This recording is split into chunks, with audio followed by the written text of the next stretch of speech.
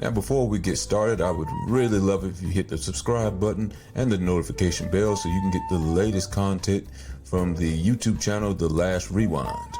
And don't be shy about leaving your comments at the bottom of the page because you are the sole reason why this channel will be successful. Thank you. All right, welcome to The Last Rewind, and make sure you hit the like and subscribe button. Let's go ahead and get right into it. Mike Malone, as you see on the graphic towards the bottom, has been fired, as you probably already heard a little bit late on the report with this, but it has been fired from the Denver Nuggets, who only just 2 years ago, 2023, won a championship. This year is not even over yet. It's only April.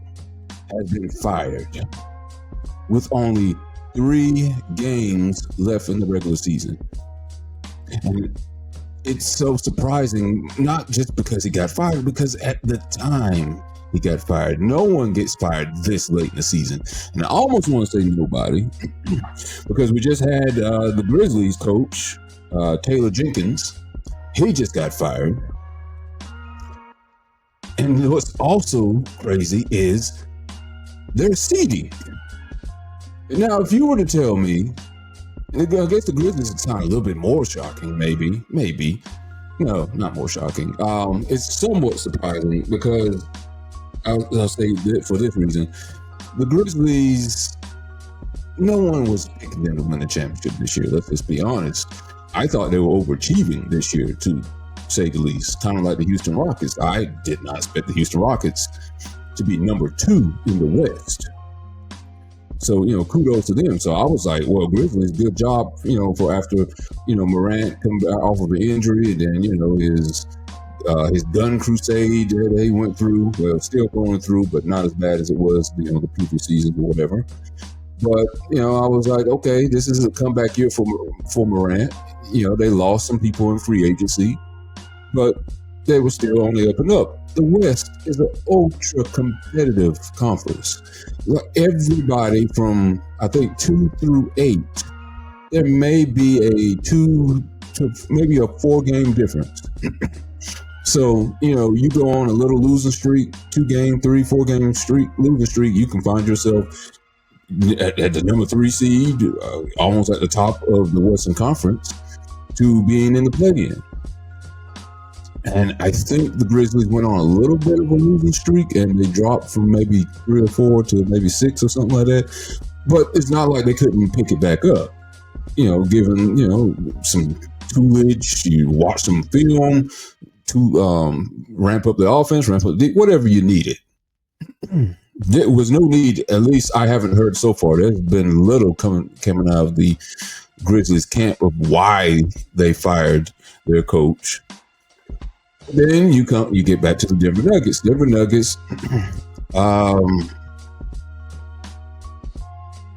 they underachieved last year.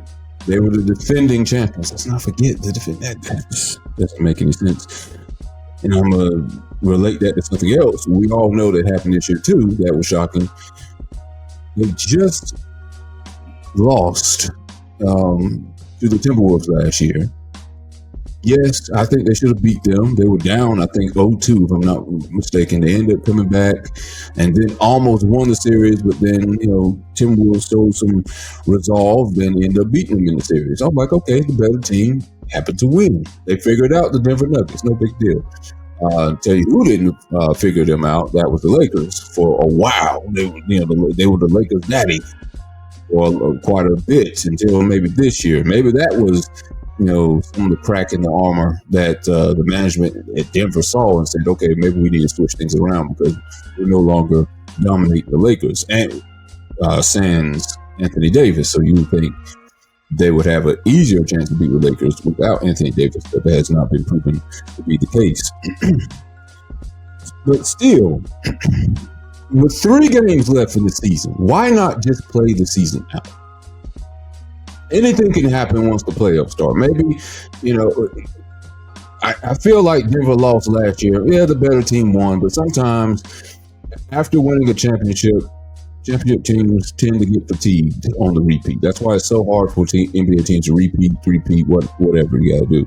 It's very rare you'll see a team repeat. Who was the last team to repeat? Was it the Warriors? I think it was the Warriors was the last team to repeat. Yeah, if I'm not mistaken. But it's still hard. It's hard for a team to repeat. A lot of things have to go right. Injuries have to not happen, or you have to play through injuries. It's a copycat league, so everyone builds up a team to beat you, knock you off your pedestal, and that's what you kind of saw people doing with Denver. And let's not forget, Denver has never had another All-Star on that team. Never. It's just been Jokic. Murray has played like an All-Star during the postseason, but during the regular season, I don't know what happens to him. I don't know if this is part of why they fired Mike Malone, was because he seemed to couldn't motivate Jamal Murray during the regular season. But it didn't matter because he turned on during the playoffs, except for last year. I mean, he turned it on slightly last year, but I think he kind of faltered a bit during the Timberwolves series. But when the regular season happens, he kind of disappears, and he's been injured. Jokic was having a marvelous season. It was almost hard pressed to not give him MVP this year, but the record I think it's too far away from Oklahoma City to not give it to Shea. And he's having a marvelous season too. It's just that Jokic is doing historical stuff that's never been seen. But maybe that's part of the factor of why Mike Malone got fired, because despite all the things that Jokic has been doing, the record, I guess they wanted it to be better. But why? Why not? And I would kind of blame a lot of things. I said this last year. The management never gave him replacement players that helped him win the championship in the first place. When they lost their players, they're just like, well, we'll just plug and play. We'll just put little players here, and hopefully, based off of your talent, you'll still get us to the promised land. And that's not how it works. You still need to put players in place. Like, nobody does it alone. Jokic can do all he can and can get you to the promised land on most nights. And I'm talking about a W, not a championship. But you need players in the place to help him get you to the promised land. Russell Westbrook, I mean, I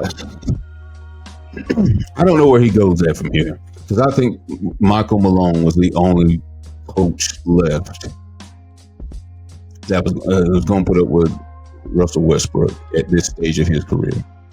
Russell Westbrook will play his heart out, but that doesn't mean he'll play his heart out to what's best for the team. And that devastating loss they had versus the Timberwolves, when I think it went to double overtime, when he missed a give me layup, and then he missed a defensive assignment, and he still didn't blame Westbrook. I don't know what he did in the locker room, but he didn't blame him in public. I don't think there's any coach in this stage of his career that's going to put up with Westbrook again. So good luck to Westbrook finding a team that's going to put up with his antics and give him that much playing time as Michael Malone did. Again, I just don't understand. But if you find this much issue with your coach, why not do it early in the year? Why not at All-Star break, or maybe 10 games after All-Star break? Why with 3 games left?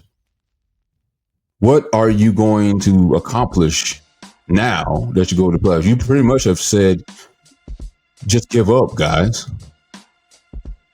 Now you have to learn through a whole different coach. I don't know if it's going to be a different system. They're going to play Mike Malone's system with this different coach. But you pretty much have given up on them. And maybe you needed a different voice, but you should have done that earlier. I thought it was too late to do it with Taylor Jenkins of the Grizzlies.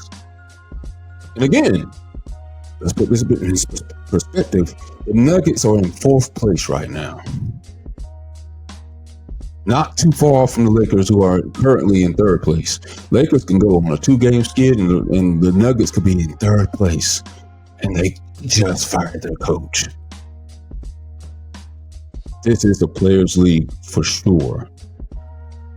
I'm not even sure why would someone want to be an NBA coach at this point, because if this is what job security looks like, your job is never secure. If you can just win a championship 2 years ago, your job can be gone for having 1 to 2 bad seasons. Instead of just replacing the players that, are creating mutiny within the locker room, you replace the coach.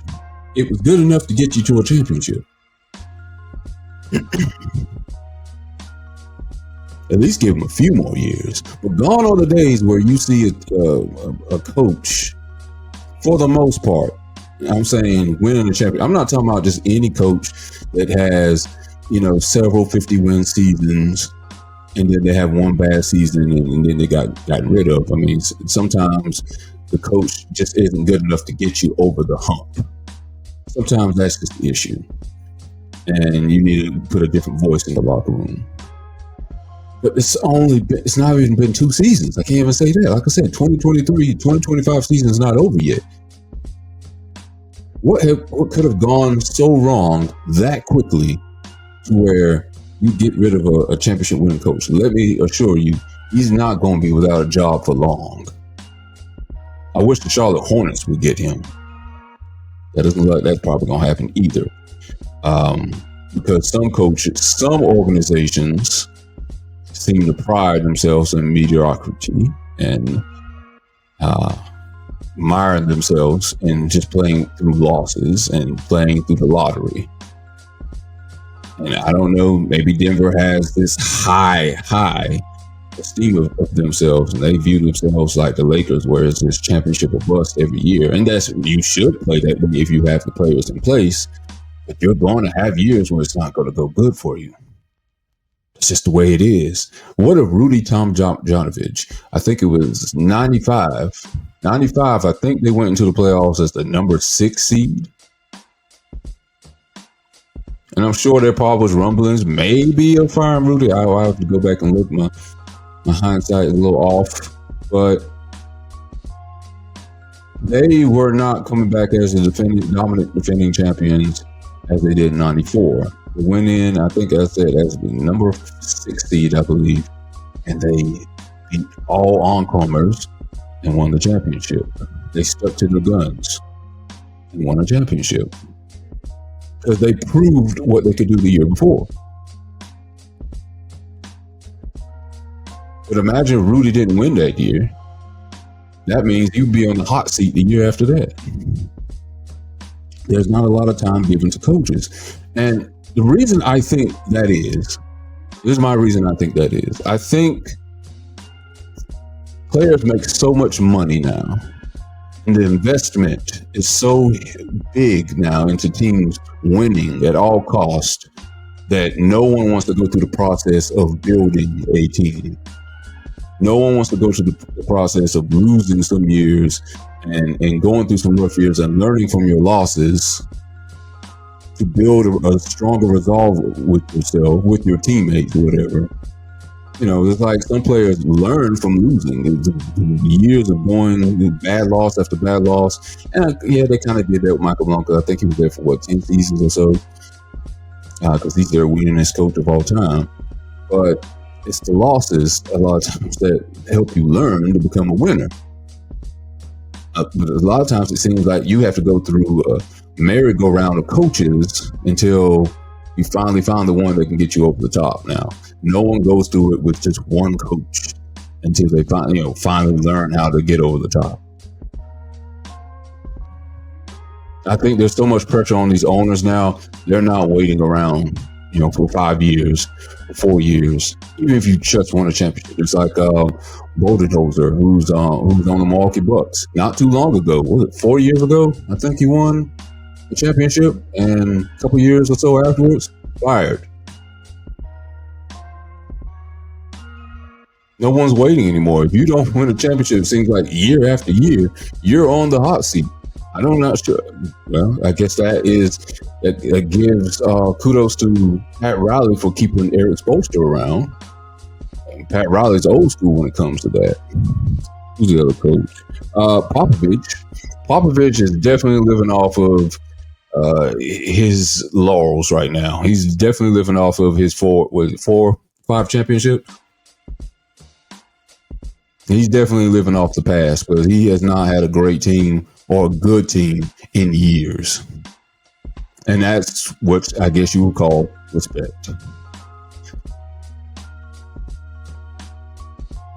I don't see how you're ever going to be able to build a dynasty this way. Steve Kerr, I got to mention him too. Steve Kerr, but he's gotten four championships. I mean, he's gotten four championships over years, but imagine the couple years that he's had where he didn't go to the finals or he lost in the first round.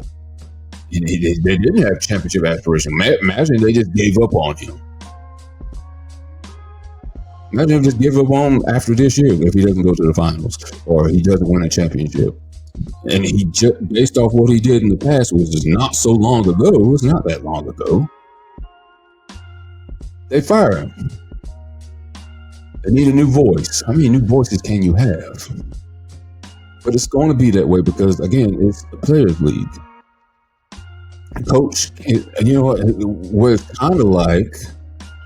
It's kind of like, the players run the league, but kind of like the Cowboys. That's Cowboys where the players seem to run the league and the coach has no power. But it seems like that all across the NBA. Coaches seem to kind of run the NFL a little bit more. In college, it's probably going to be there pretty soon, if it's not already, with the NIL deals and the transfer portals.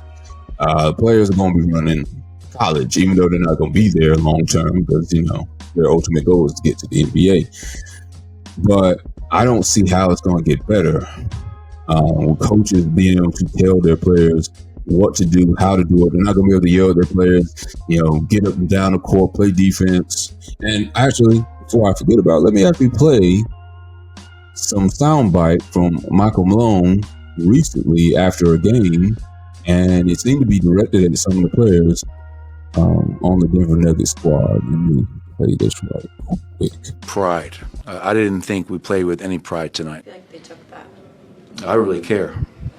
It's not my job to evaluate how they take things. My job is to be honest, and sometimes brutally honest. And tonight, it was a brutally honest message. And the guys that are full of shit won't hear it. They'll say, Coach is tripping. And the guys that maybe do really care will, because they're not going to go back and watch their minutes because nobody watches their minutes. Nobody watches film.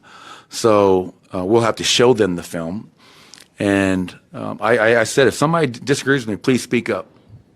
And nobody said a word. So again, I'm not really concerned with how they took that message. My thing is being honest with how we just played. And the same thing that's been bothering us of late that I talked about pregame, the turnovers, the rebounding, was even worse tonight. And I didn't think it could get any worse, but it did. Okay. So, it sounds like he's speaking to some specific players that weren't showing hustle, that wasn't showing any heart on defense, on offense, were causing some turnovers, and he was telling them about themselves. And slightly, it sounds like he was saying some may have gone to management to complain about how he was speaking to them. And he was also saying, hey, I've told you these things to your face. And if you disagree with what I have to say about your play, then speak up. And no one wanted to say anything. Now, it could be taken two different ways. He spoke to these players and maybe they were afraid they were going to lose some minutes. They were going to get benched. Or since maybe they didn't speak up, is they just didn't care to even play anymore or play hard for him anymore. They just gave up on him. So it's like, whatever you got to say, dude, whatever. I can't wait till the season ends. We're not playing hard for you anymore. So we're creating a mutiny on this team.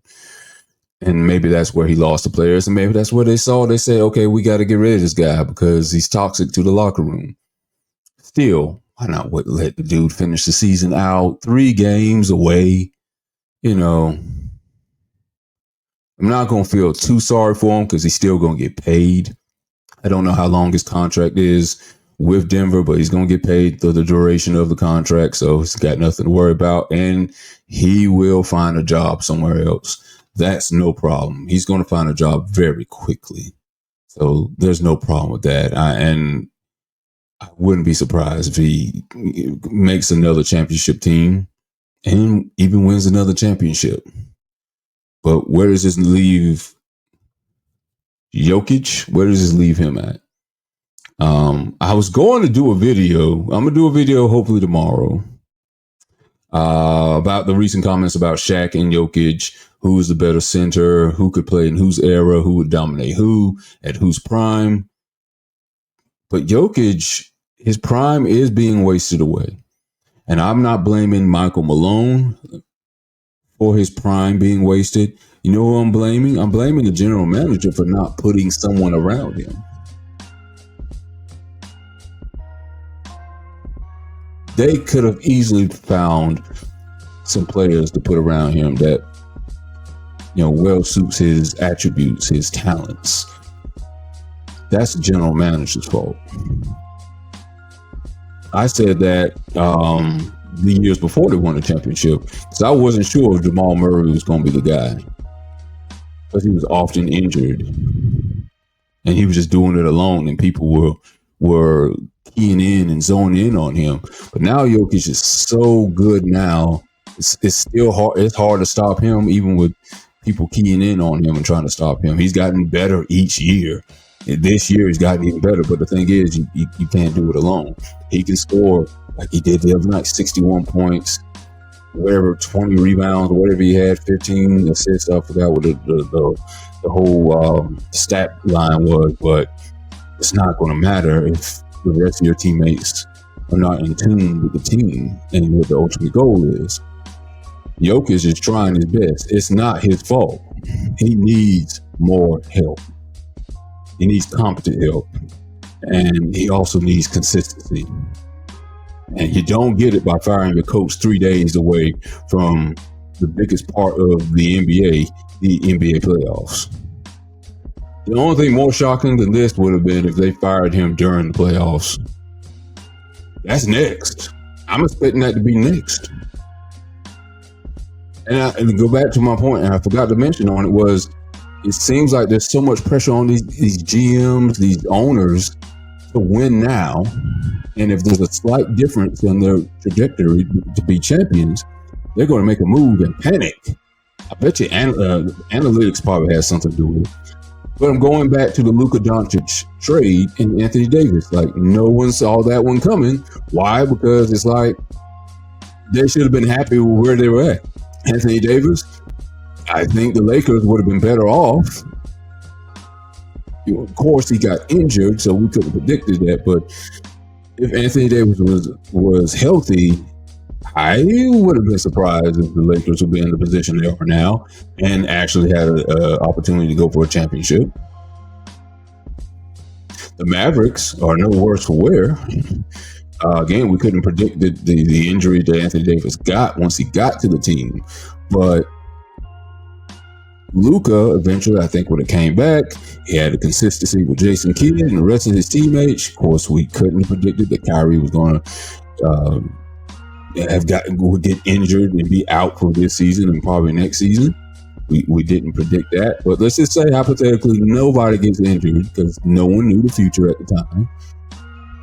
I didn't see a reason for either one of those teams to make a trade. But those GMs and those owners, I don't know what they saw, but something told them they needed to make this drastic change instantly. And I think it's translating the same way to now coaches. There's no longer time to wait for a rebuild. And I'm not saying Mike Malone was going to rebuild. There's no time to wait for a retool. Let's just say that, not a rebuild, but a retool. Adding another player here that can all-star or just a serviceable player that can play with Jokic. There's no time to wait for that. We got to just replace the coach and the GM, obviously, because the GM, I don't think he was doing a great job. But damn, why not just fire the GM? Why fire the coach? It's got to be something that these not general man, just general managers, that these owners are seeing, and it's affecting their bottom line, and they feel like we got to do something now. Maybe they fear Jokic is going to leave if they didn't do something quick. Sometimes that's the thing. Like with Giannis, I think they felt that if Budenholzer wasn't fired because he wasn't liking where the direction the team was going, that Giannis was going to be out of there. And now that's the thing that, players can do. They can threaten to leave and have their coach fired because they're not happy. Who knows what it is? But whatever you think it is, you guys tell me what you think it is. Leave it in the comments. I'd love to hear what you got to say about it. It's been my time on The Last One, and I will see you on the next episode. Peace.